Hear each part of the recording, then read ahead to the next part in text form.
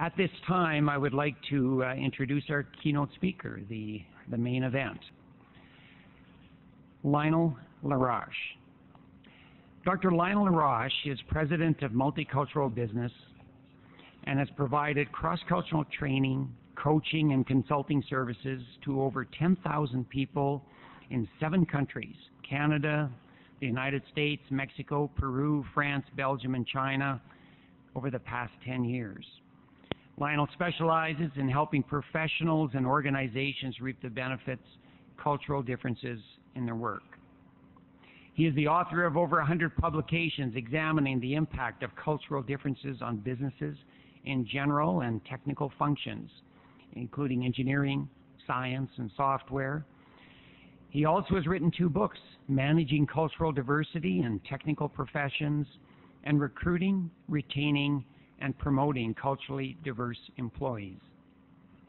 Born in France, Lionel obtained his Diplôme de l'Ingénieur Polytechnicien.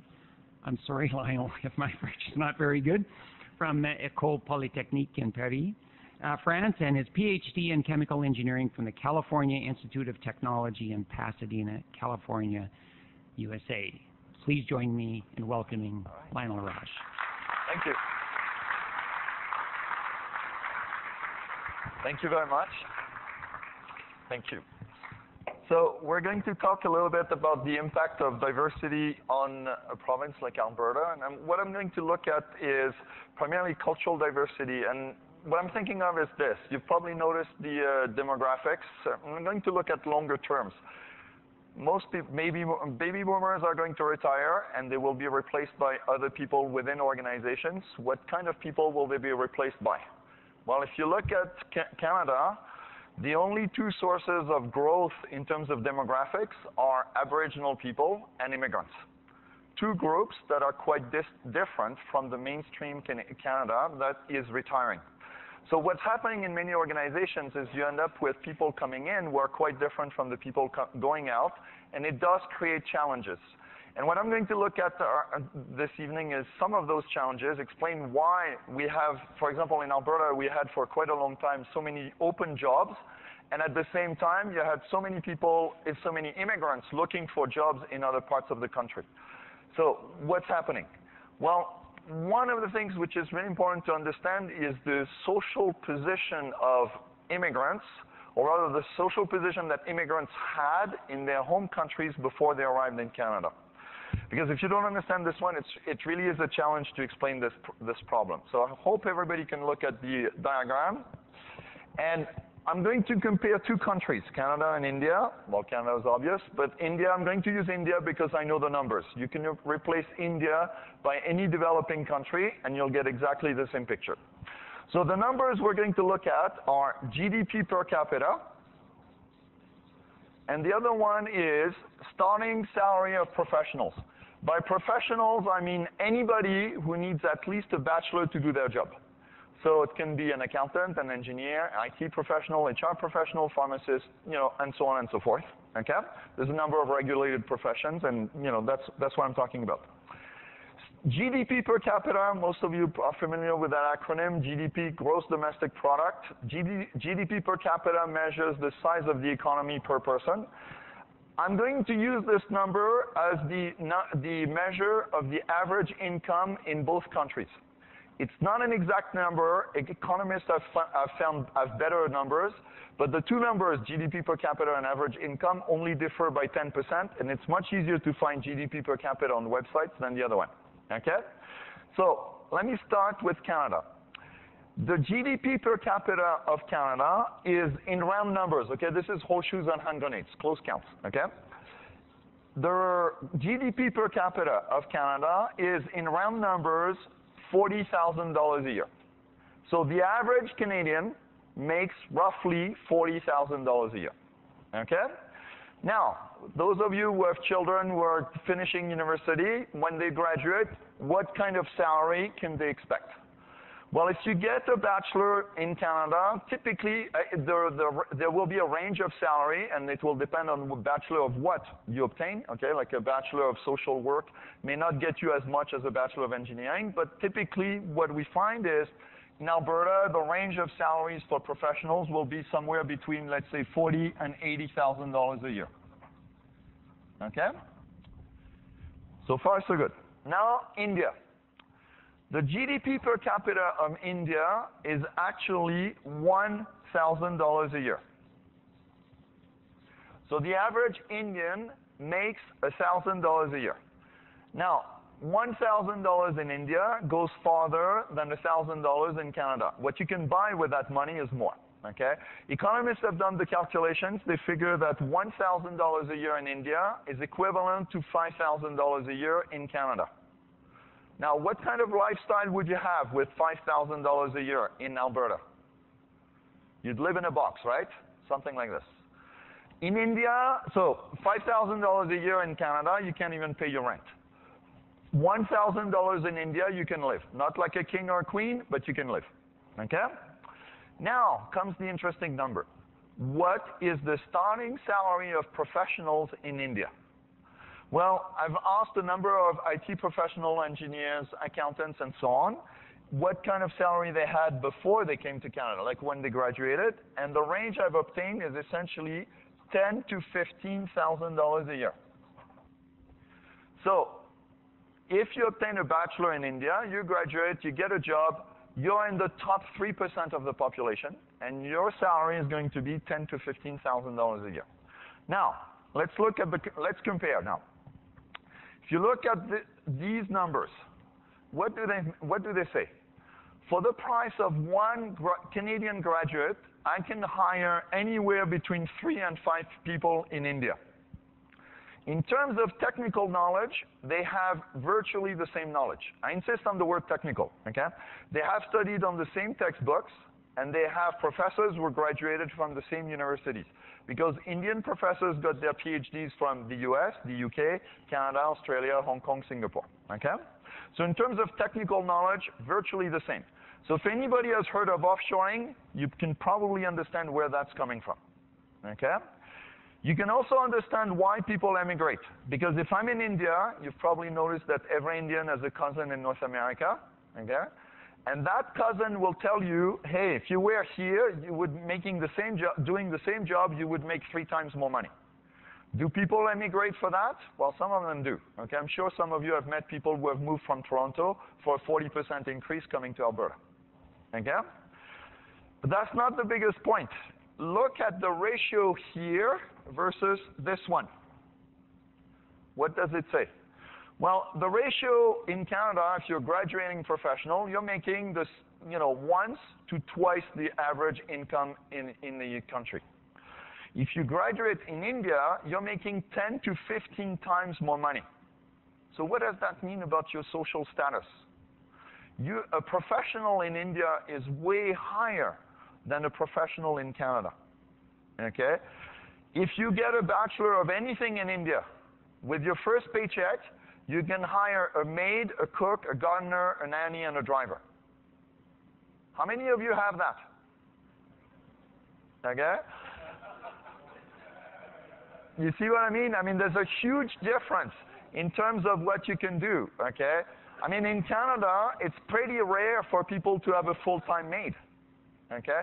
In India, a full-time maid costs you $100 a month, okay? Anybody thinking of moving to India? I mean, the ability to buy the time of people is vastly improved over there if you're a professional, okay? So if you think of society as a pyramid, we're going to look at the Canadian pyramid versus the Indian pyramid. What are they going to look like? Well, the Canadian pyramid compared with the Indian pyramid is relatively small and relatively flat. Relatively small because we have 33 million people. India has 1.1 billion, so 30 times more, and it's going up by 1 every second. Okay, so pretty large number. The other thing is the Canadian pyramid is fairly flat because in terms of social status, in terms of deference, in terms of how people treat you, depending on where you are in society, there's not nearly as much difference as there is in Indian society. Okay? The Indian pyramid compared with the Canadian pyramid looks like this. Way bigger and way steeper. First of all, if you remember the average in India is $1,000 a year. So that means at least half the population is below that number. So the bottom of the Indian pyramid is pretty low compared with the bottom of the Canadian pyramid. In India, you have 200 or 300 million people who are basically at survival level. If they have enough food for today, wonderful. Tomorrow, they will worry about what they eat for breakfast. Okay? Now, at the same time, look, I've put the top of the Indian pyramid higher than the top of the Canadian pyramid. Why is that? Well, the richest Indians, in absolute dollars, are actually significantly richer than the richest Canadian. The richest Canadian is David Thompson, the son of Ken Thompson, and he's number 16, according to the latest survey, on the list of richest people in the world. There are 3 or 4 Indians in the top 10 richest people in the world. Okay? I'm saying 3 or 4 because one of them is Lakshmi Mittal, and Mittal, it's not clear whether he's Indian or British, because he lives in the UK, but he's of Indian origin. His company is in India. For those of you, you've probably heard his name, because he's the owner of the steel company, Mittal Steel, that bought the steel company Arcelor, that bought Dofasco. Okay? He spent $50 million on his daughter's wedding. So let's put it this way, he's doing all right. Okay?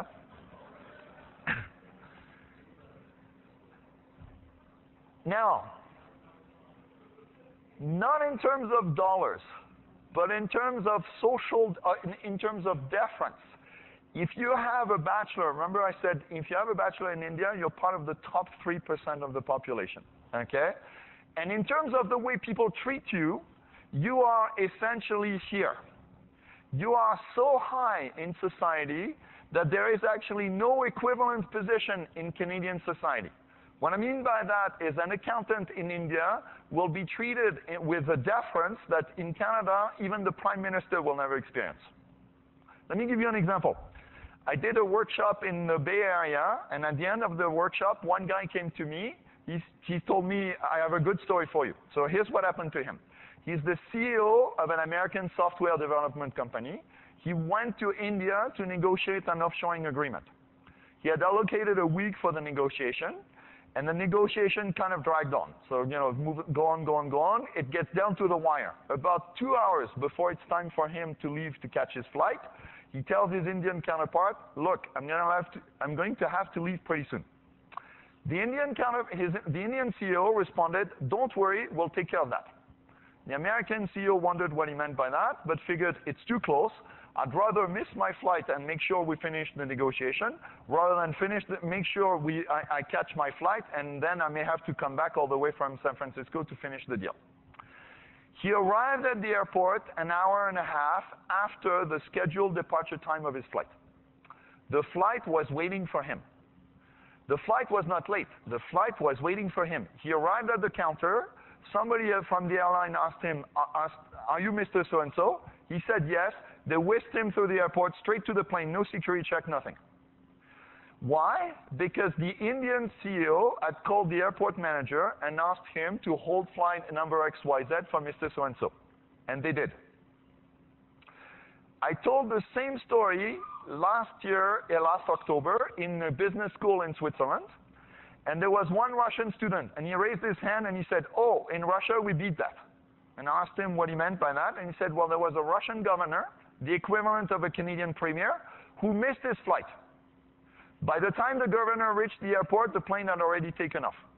The governor called the KGB to ask them to call the airline to have the plane turn around and come back.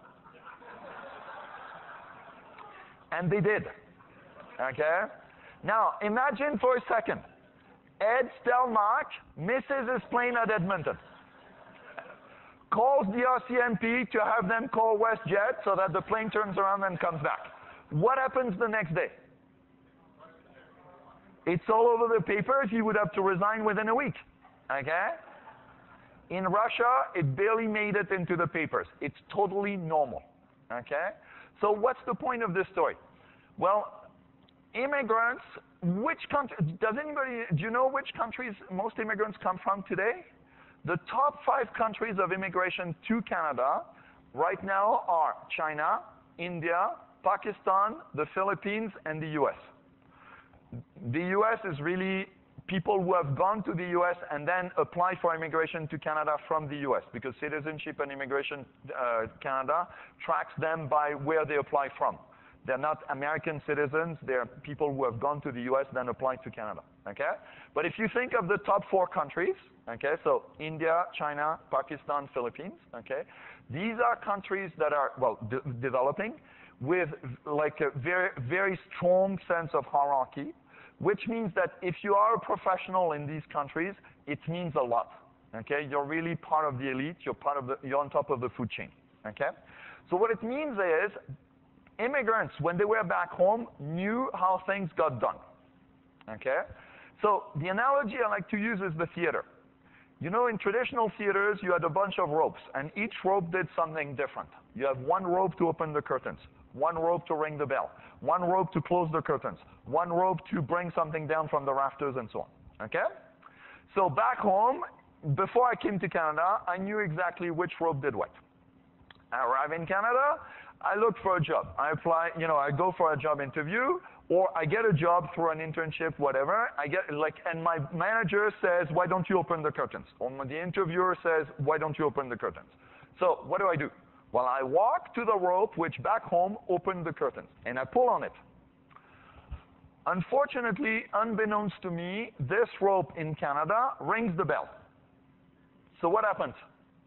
I'm pulling on the rope, the curtains are not moving, the bell is ringing, okay? What is my first reaction at that point? Well, because I was so good in my home country, so effective, okay? If I'm making 10 times the average income, there must be a good reason, okay? So I am absolutely convinced this is the right rope. And I really want to prove to my Canadian manager or to the Canadian interviewer that this, you know, I know what I'm doing. So my first reaction is I have tunnel vision, okay? I don't hear the bell ringing. All I see is the curtains are not moving. My interpretation is the curtains are stuck. So my first reaction is I pull harder. What happens? If I really give it a very good yank, I break the rope. At that point, people go, why did you do this? Okay? Most of the time, the rope doesn't break, but the bell is ringing louder, the curtains are not moving. Okay? At this point, my reaction becomes panic. What's going on? Oh, clearly things are different here. Okay? Now, being polite, what do my Canadian colleagues do at this point? Typically, most of them walk by me. They don't say anything. They're annoyed by the fact that the bell is ringing when I should be opening the curtains, but they don't say anything. Eventually, somebody's going to tap me on the shoulder and say, are you trying to open the ropes by any chance? And I'll say yes. And they'll go, well, you may consider trying that rope. Okay? So the problem, and people have this kind of situation routinely. Okay? I'll give you a very good example of that, my own. As Al said, I have a PhD in chemical engineering. Actually, what I studied is distillation. You probably know that the industrial sector that employs the largest number of distillation engineers is the oil and gas industry.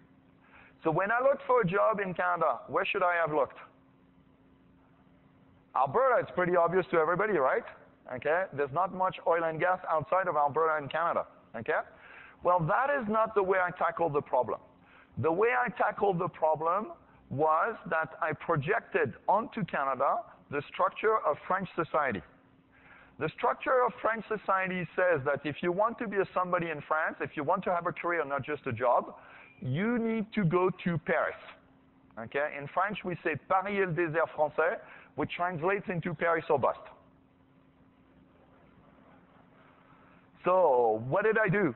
Well, I looked for a job in what I considered the Canadian equivalent of Paris. To me, that was Montreal, Toronto, and Vancouver, not Ottawa, because Ottawa is the political equivalent, but not economic equivalent. Okay? So, looked for a job, Montreal, Toronto, and Vancouver. Then my wife came to me and said, you know what, I may have a job opportunity in Calgary. And my reaction, and she asked me, can you look for a job there? And my reaction was, in essence, over my dead body, we're going to Calgary. Because in my mind, if we went to Calgary, I would have no professional future.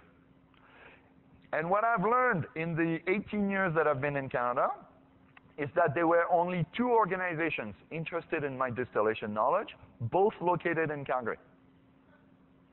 And right now, there's a very large number of cab drivers in Toronto who were petrochemical engineers in Iran, Iraq, and countries like that, who could get a job in Fort McMurray in 2 seconds, but they're stuck in Toronto driving a cab because they're not making the leap in understanding that the structure of Canadian society is quite different from the structure of their home society. Okay? So what's the challenge for people who are culturally different? Okay? Well, the problem, one diagram which for me kind of encapsulates the whole problem is this one. Think of technical skills versus soft skills. And I'm assuming, given the type of audience that we have here, everybody's familiar with these 2 terms. Okay? Technical skills, soft skills, pretty obvious. Okay? You all know that technical skills are independent from soft skills. You can have high technical skills or and low soft skills. So the stereotype of that in Canada would be the geek, for example. You know what I mean, okay? Or you can have high soft skills and low technical skills, and the stereotype of that would be the used car salesperson. Okay? No offense meant to anyone, okay? I'm just saying stereotype, okay? Now, how do Canadian organizations divide their workforce? Well, typically, what I find is organizations divide the scale into low, medium, high. Low, medium, high. Okay? Now, where do most immigrants end up on this diagram? Well, very typically, they end up having high technical skills and low soft skills. Why high technical skills? Well, if you're trying to immigrate to Canada, legally, you need to go through the point system. And the point system that Citizenship and Immigration Canada has set up means that in order to get here, you have to have a certain level of education, which is fairly high. Okay? So most immigrants to Canada are quite highly educated. Okay? I said that's if you want to immigrate legally. Immigrating illegally to Canada is virtually impossible, or it's much more difficult than immigrating illegally to other G7 countries. Okay? Think about it. How would you get there? From the north, forget it. Okay? From the east or the west, it's a long way to row. Okay? And if you think of illegal immigrants crossing the border into the US, they usually don't go all the way to Edmonton. They typically stop in Las Vegas or Chicago. Okay? So the point is, Canada receives far fewer illegal immigrants than other G7 countries. That's a very important point. Like, for example, I remember the Auditor General said there's 40,000 illegal immigrants in Canada. If you ratio it to the US population, that would be 400,000 in the US. Anybody knows how many illegal immigrants are estimated to be in the US? Yeah, they'd say 12 million in the US. Okay, so like 30 times more on a per capita basis than Canada. This is very important because when a Canadian meets an immigrant, the average Canadian makes the assumptions that the average immigrant is here legally and has skills. Those are not the assumptions that the average American, French, German, or Italian makes when meeting an immigrant. Okay? Makes a big difference. But anyway, coming back to this. Immigrants have high technical skills. Why do they have low soft skills? Because soft skills are measured by cultural standards. So they may have had great soft skills in their home countries, but now these soft skills are measured by different standards, and now they end up coming short. If I take my own example, okay, back in France, I was considered as having high soft skills. I was the treasurer of the first career fair in my university. I was the captain of the rowing team in that university, and I was the maître d' in a restaurant. So all situations that require high soft skills. When I arrived in Canada, my soft skills went immediately from high to low. Not because I changed, but because the way, for example, the way I was giving feedback just blasted Canadians. Okay? If you've ever worked with French people, you know what I mean. Okay?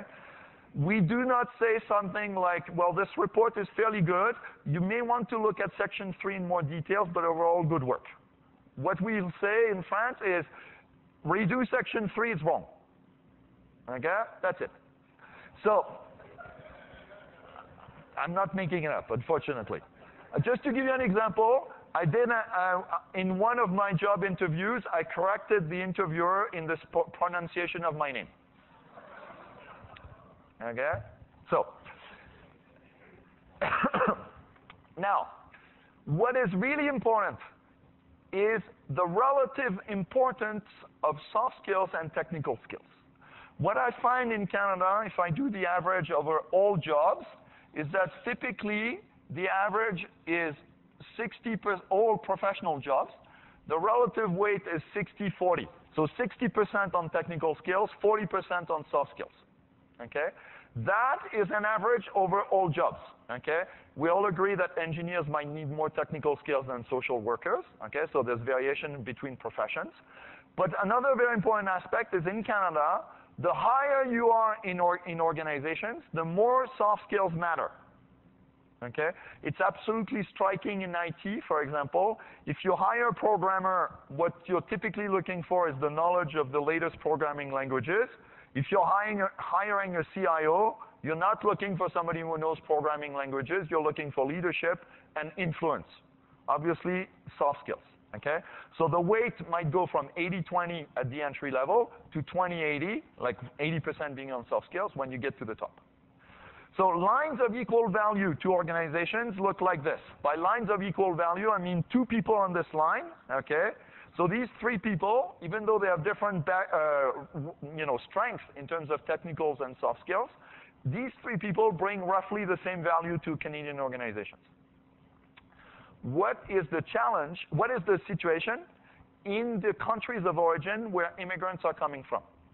Well, in China, in India, in Philippines, in Pakistan, the relative weight of technical skills are 90-10. Okay? In these countries, the boss is the boss is the boss. Which part don't you understand? Okay? In these countries, if you're a manager, you do not need to convince your employees that they should do it your way. You're the boss, that's reason enough. Okay? On the other hand, you really need to be able to tell them how to do their job from step 1 through step 27. Because if you forget step 15, what happens? They come back to you and say, how do you want me to do it? Okay?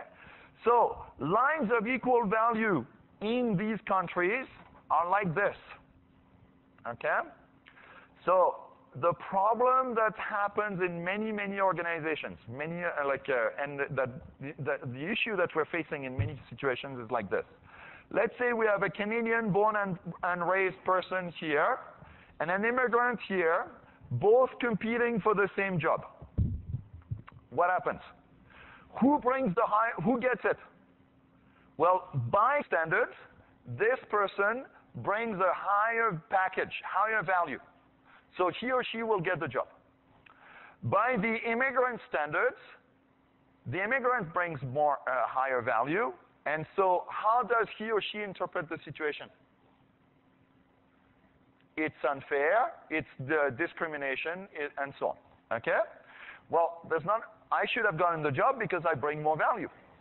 So, well, I can't do much about discrimination, but I need to increase my value to organizations. So what will I do in that context? I will work on my technical skills. So I'm sure you've seen the ad, immigrants will work on getting higher degrees. You know, masters, PhDs, or they'll get, if they're in the financial sector, they keep adding letters after their names and so on. Okay? And what happens? They're still unemployed or underemployed because really the issue is they need to work on their soft skills. But the challenge is soft skills not being valued in their home countries. They do not think of taking this kind of training. Okay? What kind of soft skills do they need? Well, things like the two biggest skills that I've seen is writing executive summaries, for example, and making presentations. You can see the importance of these skills by how early do kids in school start to practice these skills. Think of presentations. At what age does the average Canadian kid start making presentations? Show and tell in kindergarten, right?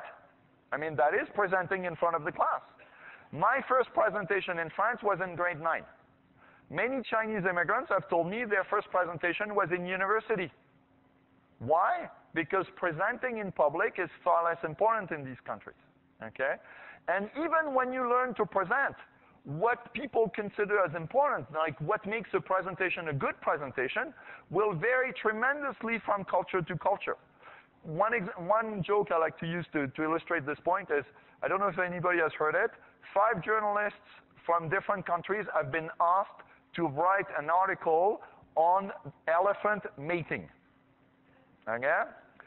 So the American journalist wrote an article entitled "How to Make $1 Million by Mating Elephants." The French journalist wrote "The Secret Love Life of Elephants."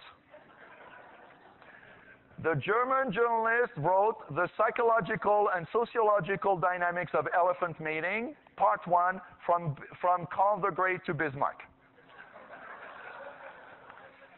The Canadian journalist wrote "Elephant Mating, a Federal, Provincial, or Municipal Responsibility."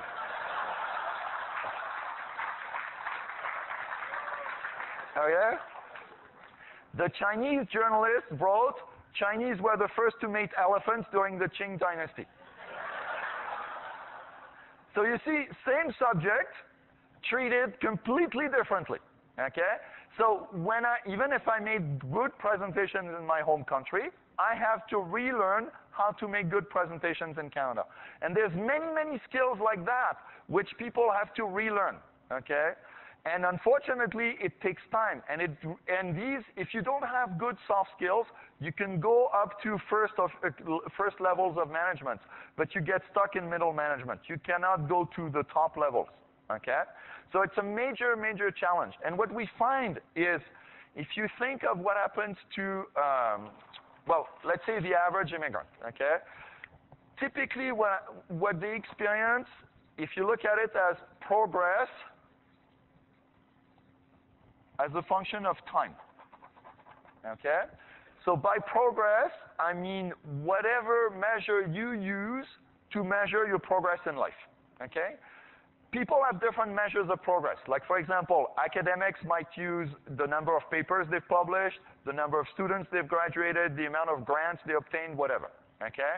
Military people might use the number of medals, the number of stripes on their shoulders, the number of people they command, and so on.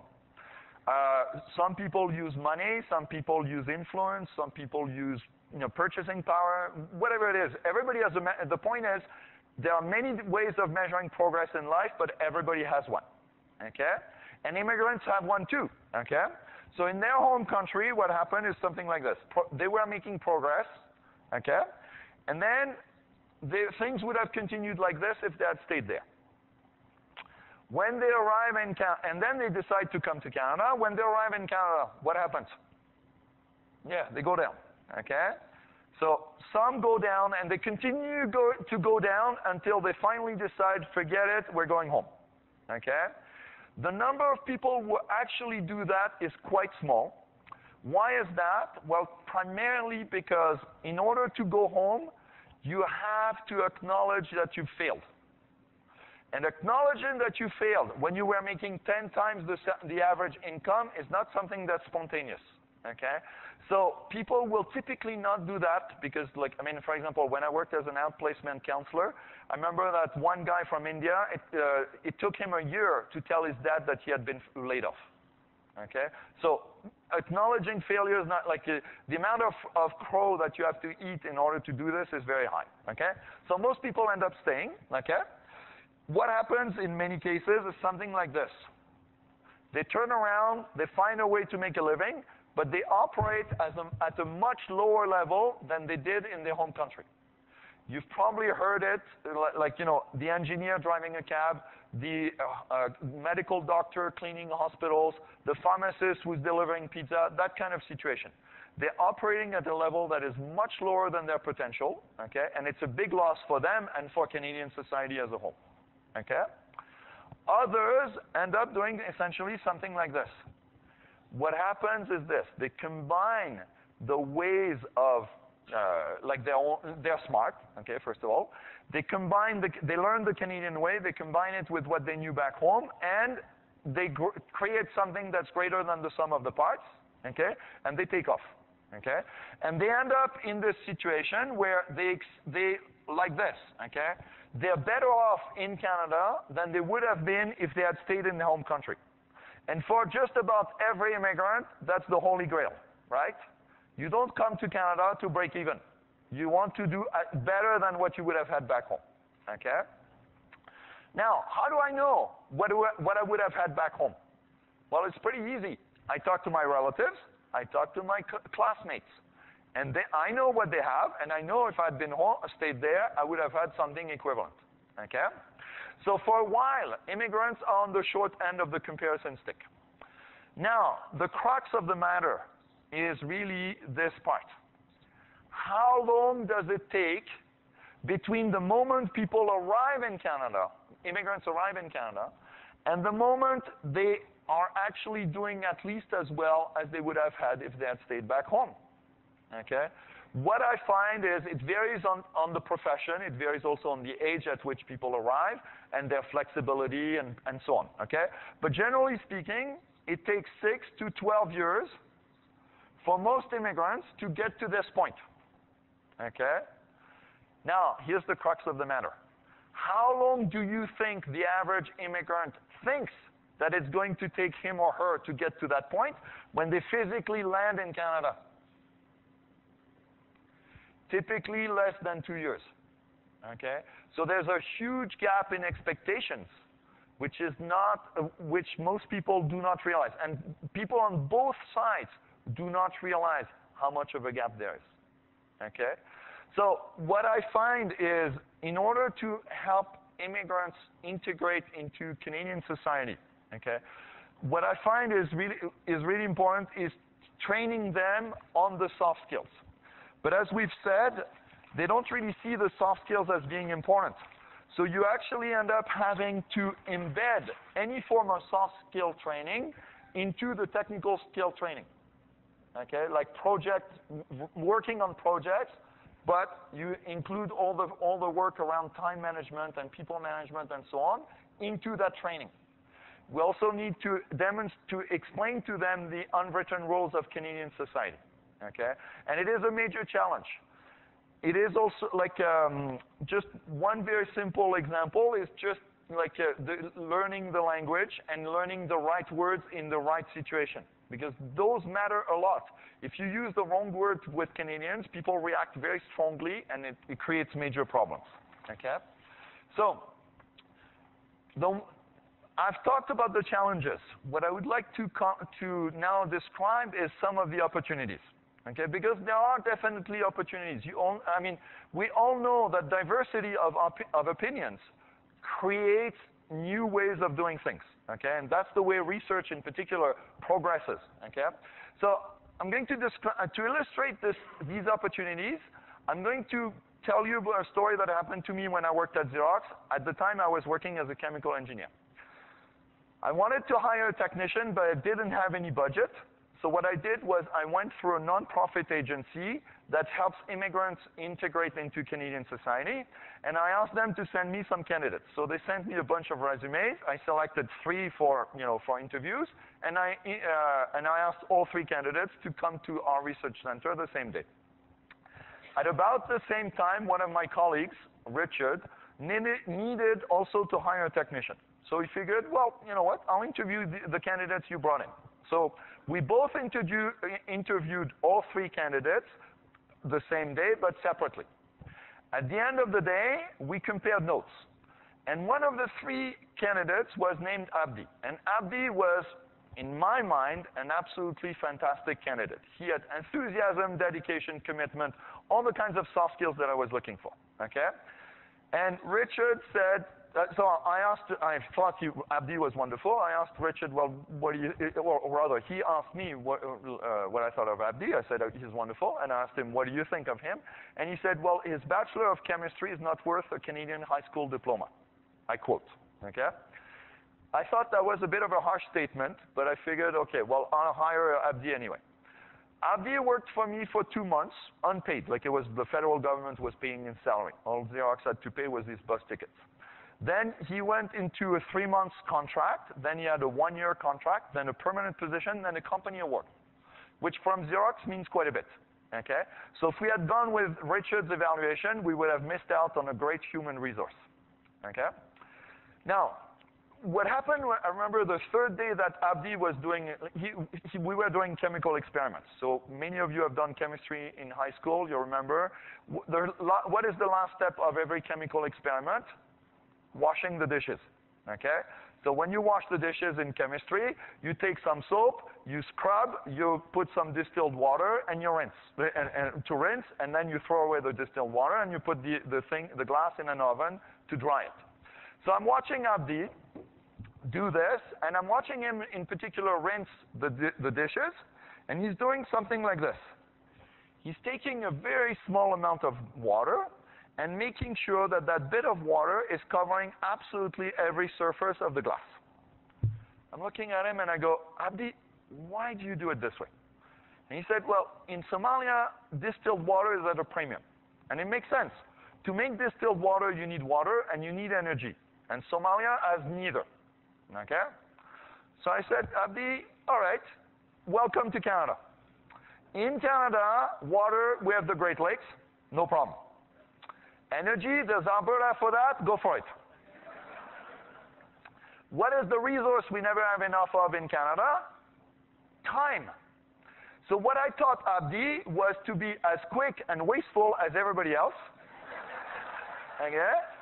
Because we had distilled water on tap in the research center, and I taught him to rinse his dishes under running distilled water, just the way you would rinse your dishes back home.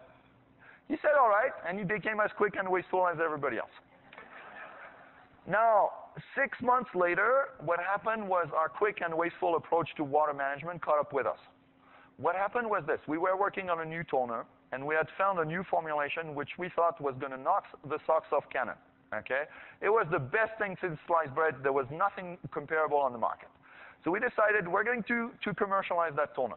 All right? So the first step of the commercialization process at Xerox consisted in getting people from all over the company to try and anticipate the kind of issues we would have when we try to scale up the process. Okay? So try to anticipate issues in the future, a little bit like this conference. Okay? So we had people from all over the company, you know, engineering, marketing, sales, production, distribution, whatever. Okay? And so picture the situation. You've got 5 to 7 research engineers and chemists at the front of the room presenting to about 40 people. And man, are we proud of ourselves. We've come up with something that is better than anything on the market. Okay? So it's an all-day affair, and we present, and you know, everything's fine. Halfway through the afternoon, there's one production engineer who raises his hand, and he says, excuse me, I have a question. Sure, go for it. How many kilograms of distilled water do you use to rinse per kilogram of toner to rinse the toner? We've never thought about it. At small scale, it really doesn't matter. You can use as much water as you want. So we answer straight, 1,100 kilogram of water per kilogram of toner. The guy starts thinking about it. You can see the gears turning. And he comes back and he says, you know what? We're going to have to divert the Mississippi into the plant to wash all that toner. At that point, we realized, oh my God, we have a big problem. Our great toner may never see the day if we don't solve that problem. And that's when Abdi's experience in knowing how much water you need to rinse something and know that it's well rinsed became very valuable to us. So the point I'm making is this. Out there are definitely diamonds in the rough. If you can teach them the soft skills that they need to integrate into Canadian society, they can bring tremendous technical skills that can really and create something that is greater, a whole that is greater than the sum of the parts. And I would say that is definitely the benefits of diversity. Now, in my experience, the benefits come only over time. There are challenges and opportunities. The challenges come first. First, we have to build trust. Once you have built trust, you can reap those opportunities. So I thank you very much for your time and attention. I don't know if we have time for questions. I'm not sure what the situation is on this one, okay? But I will be around this later if anyone wants to talk to me about that. We would like to keep you up here for a few minutes yet for some questions. And I'm Hazel Kale. I'm with Alberta International Intergovernmental Relations. Okay. Thank you for your talk. It was absolutely fascinating. The question that I'm going to ask, and I'm not sure if you can tell me because you said you knew the Indian statistics. I'd like to know if you have any perspective on the Mexican statistics as well, because I know that... Well, I don't know the numbers for Mexico, and I know that the GDP per capita of Mexico is higher than the GDP per capita of India. But I do know that in terms of social status, the situation is exactly the same. That is to say, if you have a bachelor in Mexico, you're part of the top 5% of the population. So the way people will treat you, and you will have a maid, like a full-time maid, at least one, okay? The way people will treat you is they will treat you way better than a professional will be treated in Canada. Okay? And that creates a lot of problems when professionals from other countries come to Canada, particularly if you have a young professional from, for example, Mexico, working with a senior technician from Canada. Because by Canadian standards, the senior technician is at least on par, if not higher than the engineer. In Mexico, the situation is like this. So they have very different ideas of who's going to ask the other to make photocopies, for example. Okay? And that creates major challenges when people work together. Okay, I mean, I'm using that as an example, but it's trivial, but it is the kind of situation that creates a lot of tension.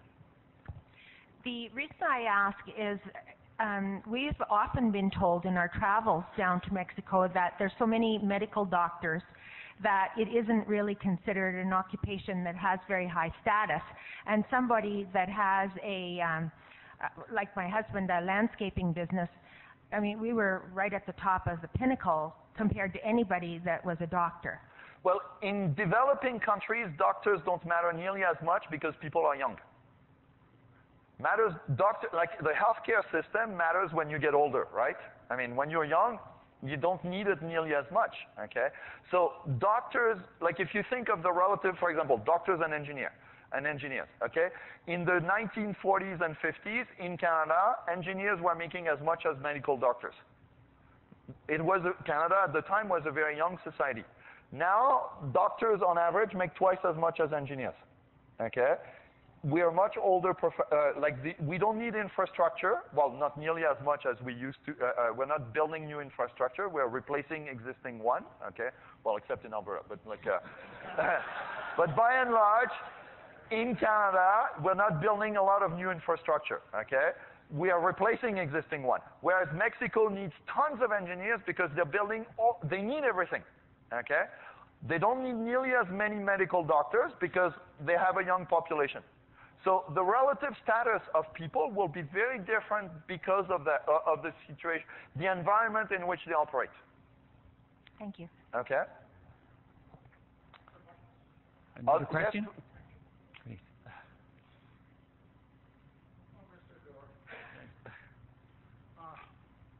Thank you, sir. I have listened to you very patiently and very passionately. Could you identify yourself, please? My name is Salim Sindhu. I'm from Calgary Immigrant Educational Society. Okay. And I have been with this service for the last about 30 years. Okay. And this organization for the last 20 years. So we deal with a lot of immigrants.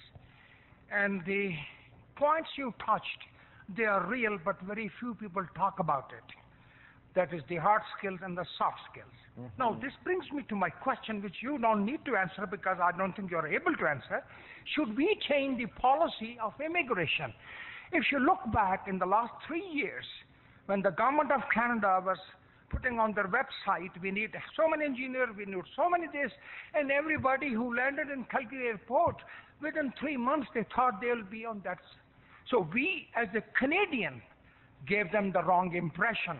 We never told them that what soft skills we require, what they should know about Canada, what the system works. So when they come over here, then they learn the very hard way. Yes. So what is the solution then?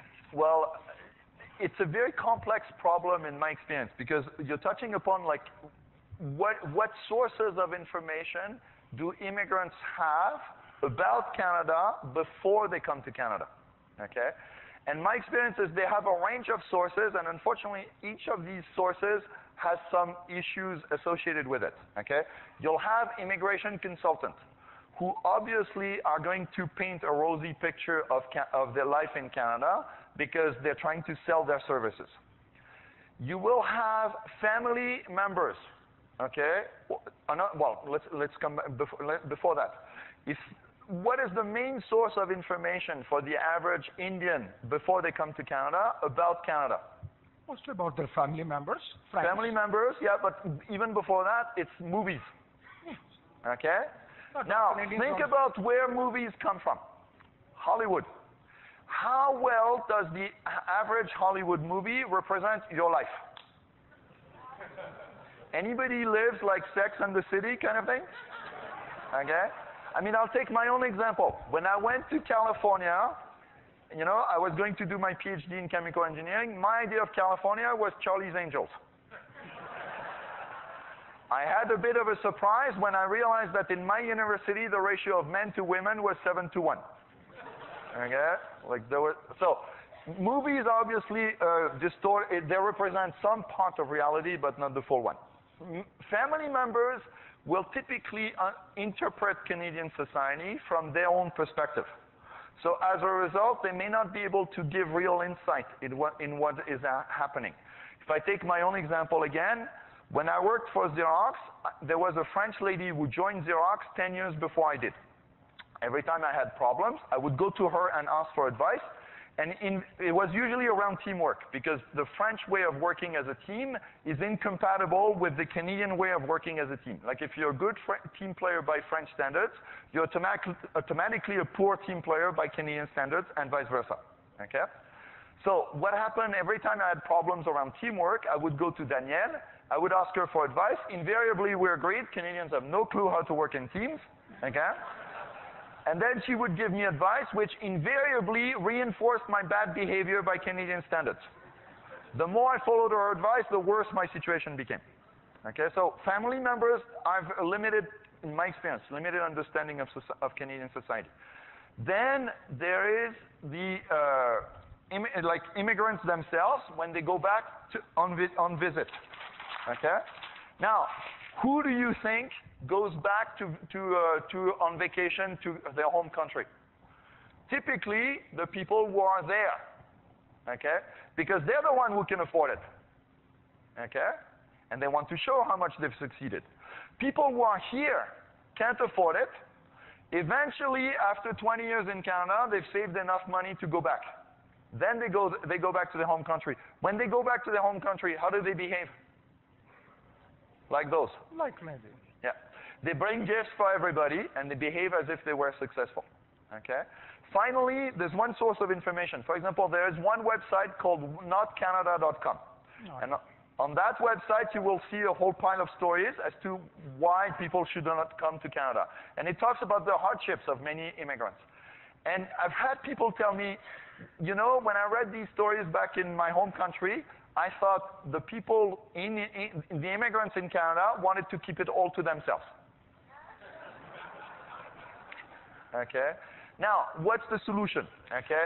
Well, information is definitely needed. Okay?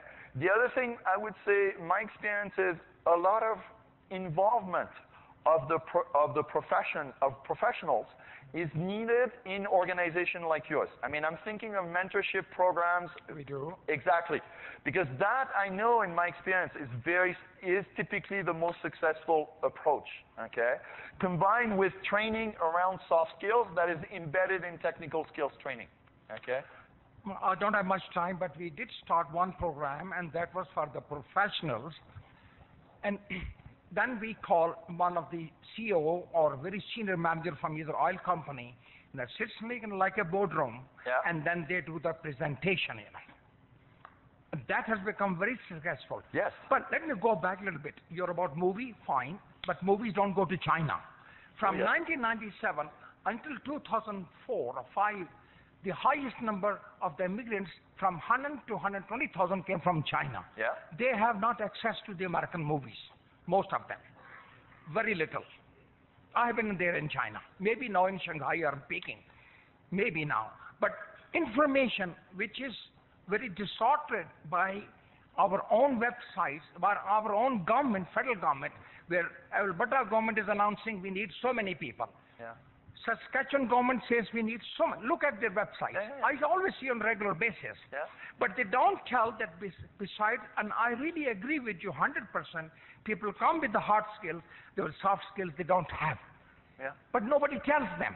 Yes. So when they come over here, that is the difficult part, and I feel very sorry for them.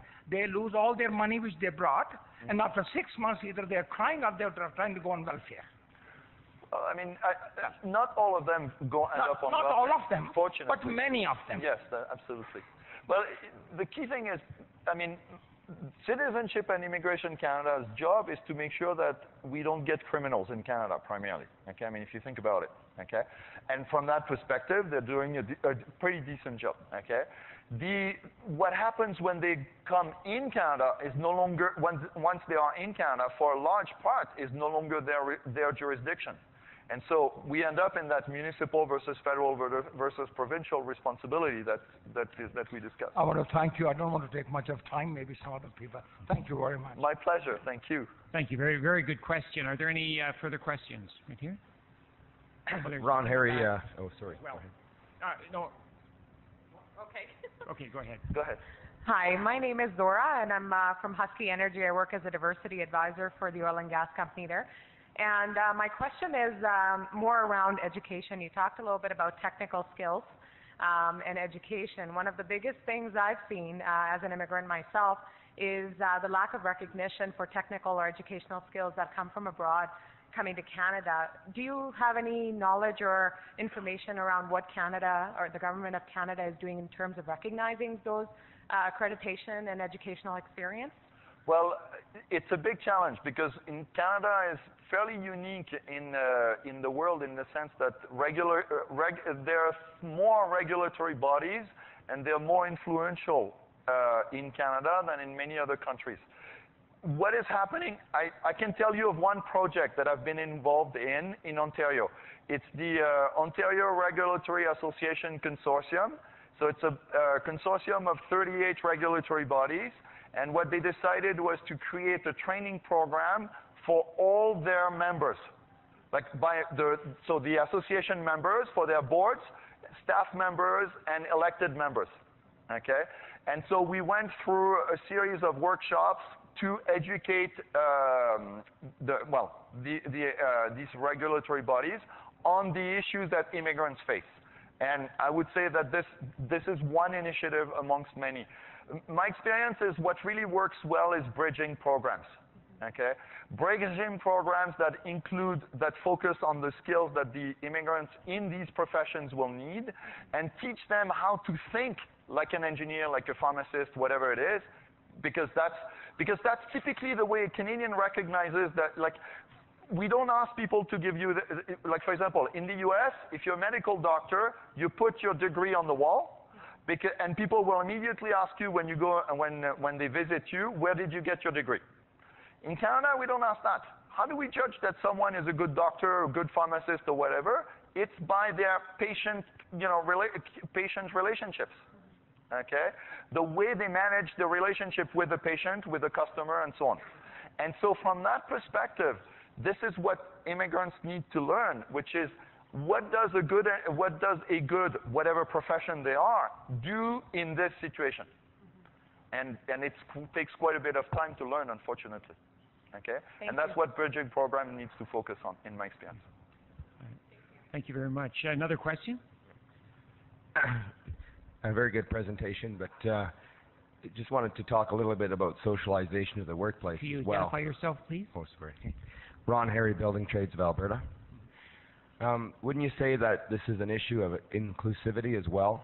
Because you can have a diverse population, but they need to be inclusive within the culture. Inclusivity meaning they understand the culture of the country that they're living in as well, Oh, yeah? and the lack of training those people and explaining to them when they immigrate. But socialization of the workforce is that about 70% of the success of someone's employment is for them to adapt to the culture of that specific workplace itself. Yeah, well, it's creating a network in particular is essential, okay? Now, the challenge there is, if you think of people who emigrate to Canada, a number of them speak English as a second language, okay? And speaking English as a second language in itself creates a major challenge.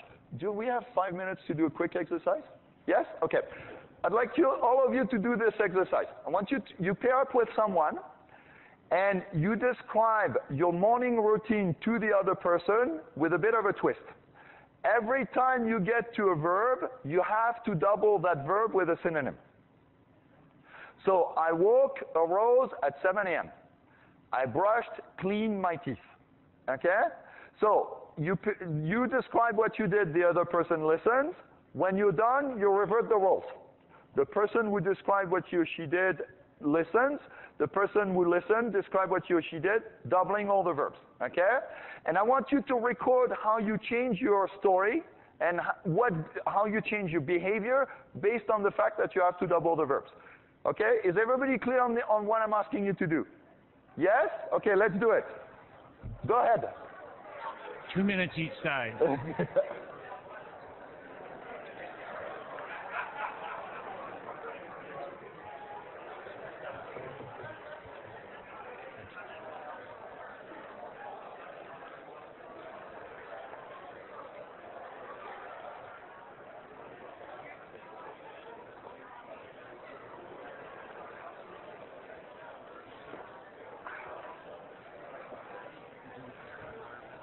Sorry?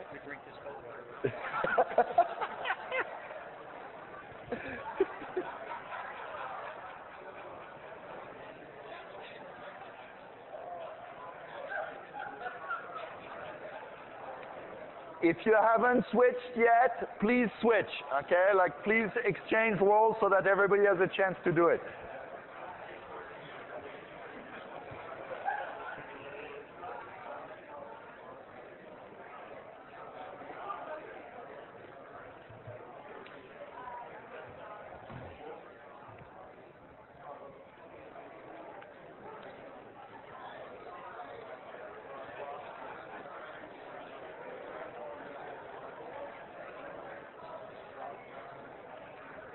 Okay, in the interest of time, I'm going to bring everybody back together. Can I ask everybody to come back here?